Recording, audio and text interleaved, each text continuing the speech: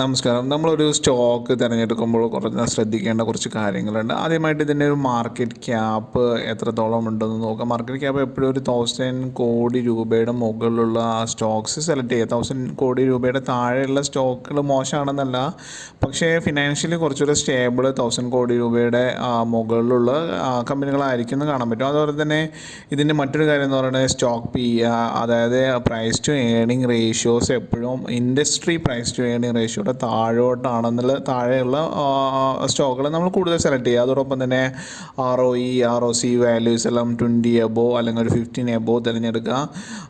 അതോടൊപ്പം തന്നെ ഇവരുടെ പിന്നെന്താ പറയുക, ലയബിലിറ്റീസ് ഒരുപാടുണ്ടോ എന്ന് നോക്കുക. അതുപോലെ തന്നെ ഇതിൻ്റെ എന്താ പറയുക, പ്ലെഡ്ജ് ചെയ്തിട്ടുണ്ടോ, സ്റ്റോക്കുകൾ പ്ലെഡ്ജ് ചെയ്തിട്ടുണ്ടോ, ഉണ്ടെങ്കിൽ തന്നെ അത് എത്ര പെർസെൻറ്റേജോളം പ്ലെഡ്ജ് ചെയ്തിട്ടുണ്ട്. ഒരു 5% ബിലോ ആണെങ്കിൽ കുറച്ചുകൂടെ ഹെൽത്തി ആയിട്ടുള്ളതാണെന്ന് നമുക്ക് കാണാൻ പറ്റുന്നതാണ്. ഇനി ഇതുമായി ബന്ധപ്പെട്ട് മറ്റു കാര്യങ്ങൾ നോക്കുകയാണെങ്കിൽ ഇതിൻ്റെ ക്വാർട്ടർലി റിസൾട്ട്സ് ആണ്. ക്വാർട്ടർലി റിസൾട്ട്സ് എപ്പോഴും ലാസ്റ്റ് ക്വാർട്ടർ റിസൾട്ട്സ് അതിൻ്റെ പ്രീവിയസ് ഇയർ സെയിം ക്വാർട്ടർ റിസൾട്ട്സുടെ ബെറ്റർ ആയിരിക്കണം എന്ന് നോക്കുക. അതായത് സെപ്റ്റംബർ 2024 റിസൾട്ട് 2023 സെപ്റ്റംബർ റിസൾട്ടിലൂടെ ബെറ്റർ ആയിരിക്കണം. അതോടൊപ്പം തന്നെ സെയിൽസ്, അതുപോലെ തന്നെ ഓപ്പറേറ്റിംഗ് പ്രോഫിറ്റ് മാർജിൻ റേഷ്യോസ് കറക്റ്റാണോ നോക്കുക.